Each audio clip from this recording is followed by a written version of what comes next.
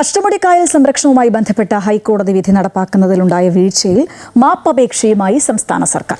പരിസ്ഥിതി വകുപ്പ് special secretary ഹൈക്കോടതിയിൽ സത്യവാങ്മൂലം സമർപ്പിച്ച് 2 മാസത്തെ അധിക സമയം തേടിയിട്ടുണ്ട്. എന്നാൽ കോടതി വിധിയോടുള്ള അനാദരവാണ് നടക്കുന്നത് എന്ന ആരോപണവുമായി ഹർജിക്കാരനും രംഗത്തെത്തിയിട്ടുണ്ട്.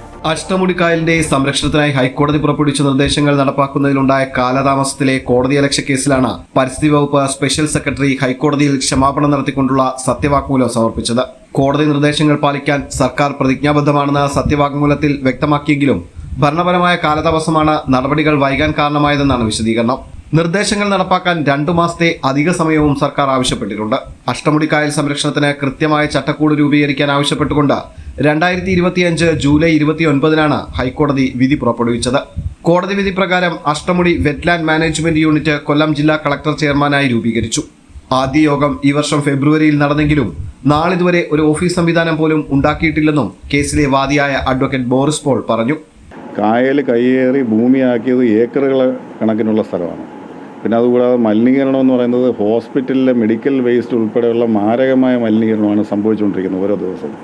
അപ്പോൾ ഈ മാനേജ്മെൻറ്റ് യൂണിറ്റ് സ്ഥാപിക്കാത്തതുകൊണ്ട് ഇതൊന്നും നടക്കുന്നില്ല. ഈ വിവിധ വകുപ്പുകളുടെ പ്രവർത്തനവും സത്യത്തിൽ ഇപ്പം നിലച്ചിരിക്കുകയാണ്. അഷ്ടമുടിക്കായൽ സംരക്ഷണവുമായി ബന്ധപ്പെട്ട് നിലവിലുള്ള കോടതിയലക്ഷ്യ കേസ് വ്യാഴാഴ്ച ഹൈക്കോടതി വീണ്ടും പരിഗണിക്കും. അതേസമയം ജീവനാണ് അഷ്ടമുടി, ജീവിക്കണം അഷ്ടമുടി എന്ന പേരിൽ കൊല്ലം കോർപ്പറേഷന്റെ മുൻ ഭരണസമിതി 2020 മുതൽ 2025 വരെ അഷ്ടമുടിക്കായൽ സംരക്ഷണത്തിനായി ചിലവഴിച്ചത് 9 കോടിയിലധികം രൂപയാണ്. പൊതുജനാരോഗ്യത്തിന് ഗുരുതര ഭീഷണിയായ ആന്റിബയോട്ടിക് പ്രതിരോധശേഷിയുള്ള ബാക്ടീരിയകളുടെ സാന്നിധ്യവും ഇവിടുത്തെ ജലത്തിൽ കണ്ടെത്തിയിരുന്നു. കായൽ നവീകരണത്തിനും മാലിന്യ നീക്കത്തിനുമായി വകയിരുത്തിയ തുക ഫലപ്രദമായി വിനിയോഗിക്കപ്പെടാത്തതിനെതിരെ വിജിലൻസ് അന്വേഷണം വേണമെന്ന ആവശ്യവും ഉയർന്നിട്ടുണ്ട്. അമൃത ന്യൂസ്, കൊല്ലം.